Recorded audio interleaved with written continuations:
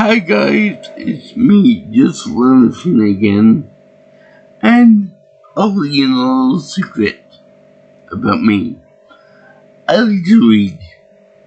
I like to read religious texts. I like to read about sports history.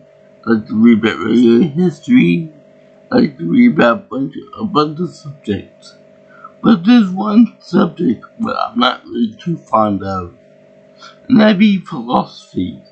Because I find it boring and dull and uninteresting, except for very few books that I have in my collection, and this is one that I find interesting. Heroes and Philosophy, about the TV show, which is something that I was actually really disappointed when I started reading this book years ago. No, I thought that this would be like a book about like philosophy and any type of heroes, comic book, movie, whatever else. But it just so happened that it happened to talk about the two heroes. A show that I haven't seen yet, but I plan on watching it now that I read the book, because I want to save the world, like what the catchphrase is. Save the children, save the world. And yeah, they make mention that in here. And yeah, they say why the book save the world. So anyway, this book actually takes different sections of the hero's mythos and and bases it on like philosophical debates. Like, for example, they have this one character, Hiro, which is basically hero, but in Japanese, that he can time travel, and they use that as a method to ask, all the philosophical questions you might associate with that, like, do they have a destiny? Does Hero do the bootstrap paradox, like in Back to the Future? And the answer is no, it doesn't have a destiny, and that each of the time that he time traveled, he goes through a separate universe where he didn't really time travel. Well, it's kind of complicated and all that. But anyway, that's just one of the many things that I feature in this book. And if you like the show, that this is a good book for you. But in other words, for a lot of cases, it kind of is a little confusing. For example, you think about just in general heroes, or just in general, like time travel stories, or something about like that, and you think, instead of having a specific character involved with it, you think of time travel stories, think of like lying in that kind of thing, and the philosophical quandary to deal with, like having a secret identity, the way that may outweigh the means, that type of thing. More like heavy thinking, something that I'm not too fond of, and it doesn't suit my needs. And look, to talk about the company and all that, which I have no idea about. I have no idea who Tyler was up until this reading of this book. And Tyler is, let me see here, he's more or less like a Majin Buu type character that can absorb different powers, oftentimes killing whoever had them in the first place, except for the cheerleader girl who can regenerate, souls and whatnot. Her name is Claire in the show, and yeah, they also address things that don't really go into philosophy any, like for example plagiarism, and this this whole thing about heroes being in the real world sounds also like Marvel Comics, especially with the X-Men, one of my favorite movie franchises. And the other one, like the DC universe, any kind of superhero comic book stories. But the guy that made this, Tim Fring, the guy that made the Hero TV show, claims that he didn't plagiarize anything because he didn't actually view any of the material, which I had to call bullshit on because back in the 90s and the early 2000s, even after that and before that, there was a very big concentration of, say, comic book media, whether it be in video game form or TV form or movie form. So there was a lot of cartoons and movies and things like that to view for comic books and stuff like that. That and the fact that you got many manga characters and anime characters that do the exact same thing that American comic book characters do. So it's TV and media was oversaturated with them at this point in time. When the guy was grown up. So to say that you have no experience whatsoever in with superhero media, kind of a sketchy argument to make. I mean, whenever I make my YouTube commentary or whenever I write a book, for example, I try to do the same philosophy where I try to not expose myself to anything related to that subject so that I don't get called up for plagiarizing anything. And then I just said, fuck it, let me just watch it and see where if I can see any plot holes or whatever in it. So yeah, this is kind of interesting because there are so many heroes and whatnot that could be ascribed to this besides the heroes that are featured in the show. Like I said, the more realistic and the more gritty version of, say, Spider-Man or the Hulk or Storm or somebody like that, or from the DC side, Superman or Batman, Wonder Woman. Yeah, if I were to live in any fictional land or anything, I would definitely pick Wonder Woman's world because the mascara. Alright, fellas. Giggity. Alright. Granted, they might do something like in the movie The Monkey King Part 3, which you do the woman's land, in which they end up assaulting any man that goes into the land of women and then executes them. But whatever. So back to the thing. There are roughly there are 18 chapters in this book. And let me just read just the table of contents here.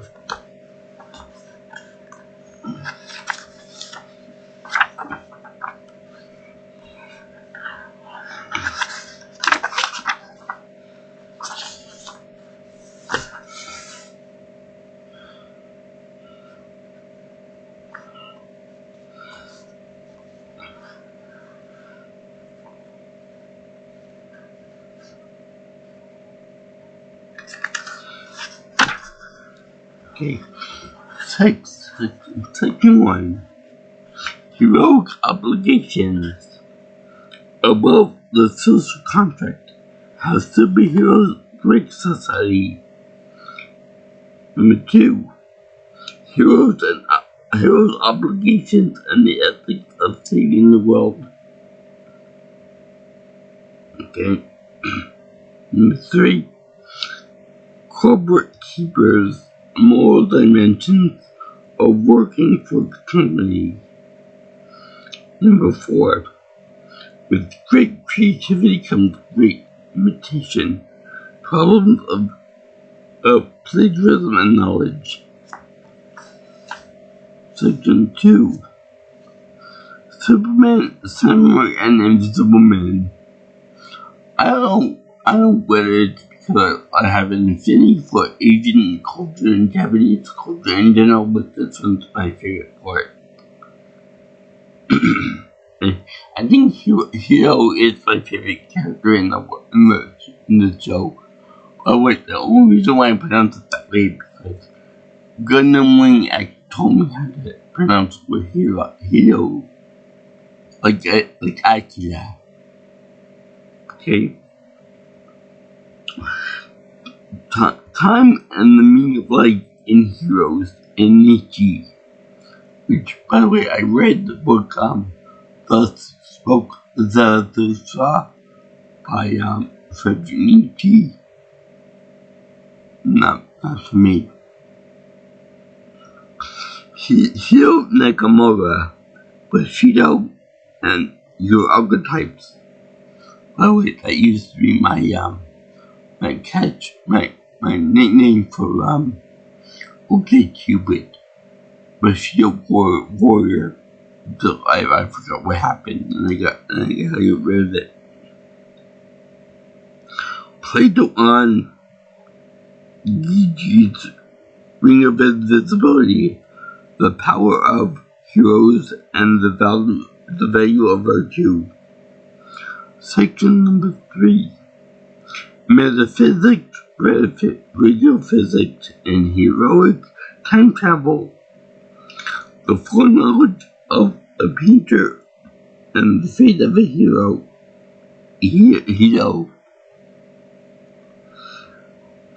Time to be a hero, breaking time and changing the future.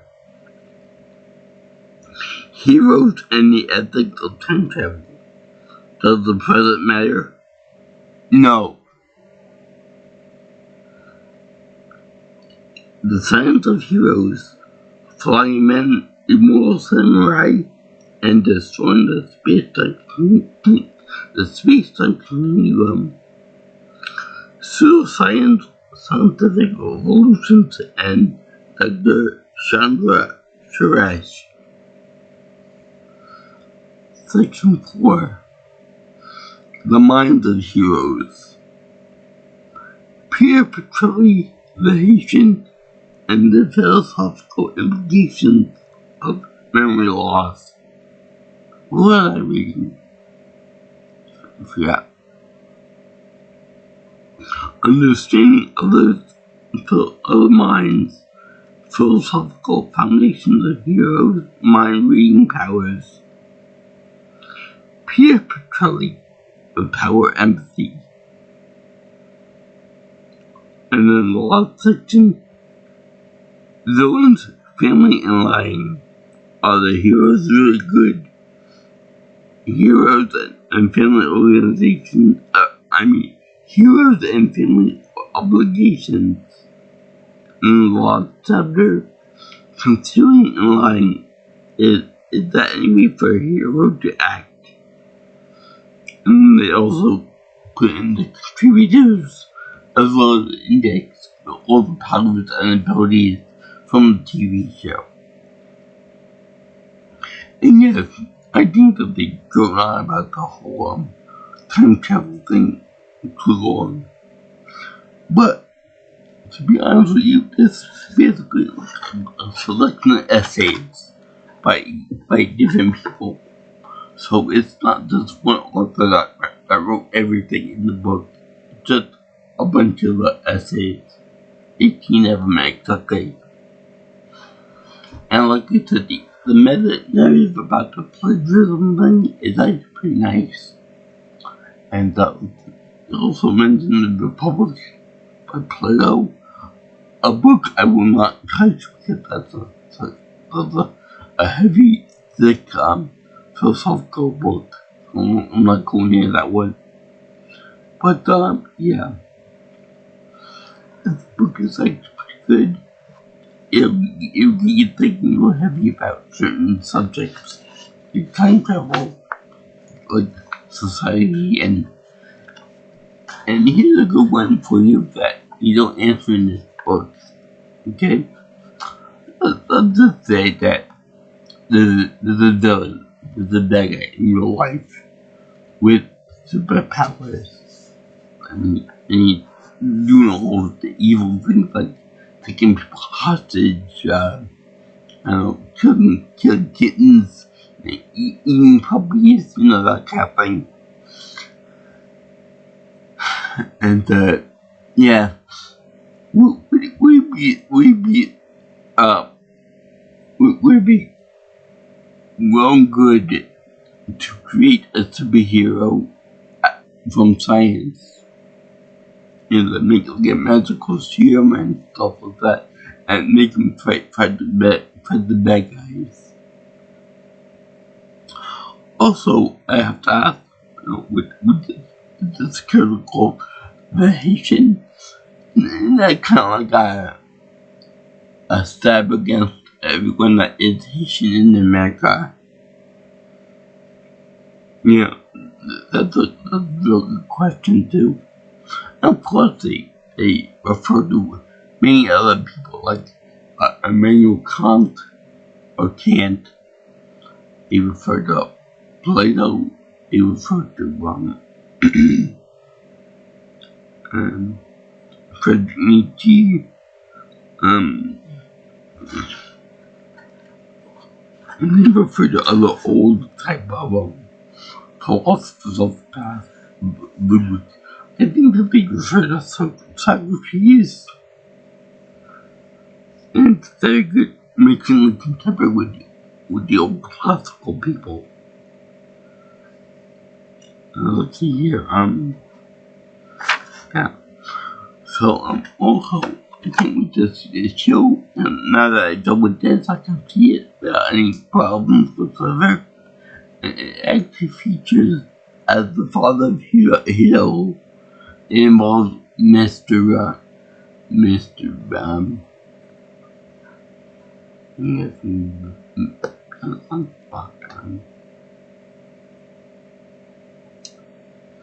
Oh my, from Star Trek.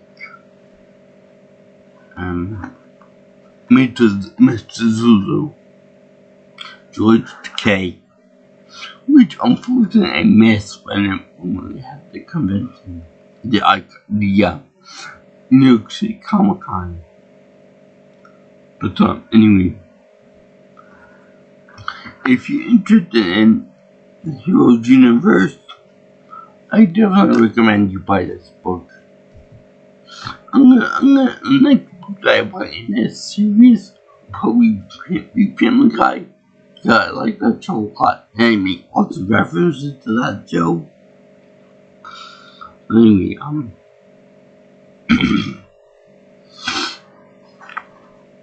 I definitely enjoyed this book. I definitely enjoyed the whole talking about superheroes and the powers and stuff. Well, if you want to see anything that relates to like more scientific based problems with superhero powers, go to Because Science on YouTube with Kyle. It looks a little bit like Thor. Buff Thor. Anyway, I thank you for watching my video review of the Heroes and Philosophy book. It was fun. It was a good read. And it's been a while since I read that book to begin with, so I've been taking breaks here and there from it. But I give this book my happy face, seal of approval, because I like the concept about talking about any type of superheroes or anime characters like that. It just doesn't have to be just purely about the hero show. So let's see here. If you like what you hear and you want to follow my channel, you always like, comment, share, and subscribe to my channel. You can also get me on my contact me for future information on my videos by calling me or texting me at 631-707-3707. Or if you like, you can always get my my Instagram at JJMaelstrom. Or if you want, you can get my Facebook at just Lendicina. Yeah, you Joseph on there. Or you can always get my email at jjjunechannel@gmail.com. So there's all you heroes out there. And it's really fun to read about. I don't think that it's really spoiler heavy because you don't know who these characters are, you don't even know what they look like. So I don't think it's really that big of a deal. But yeah. Peace out, my brothers and sisters. I'll see you in the next video. All you girls and guys in Interland. Sayonara and ciao ciao.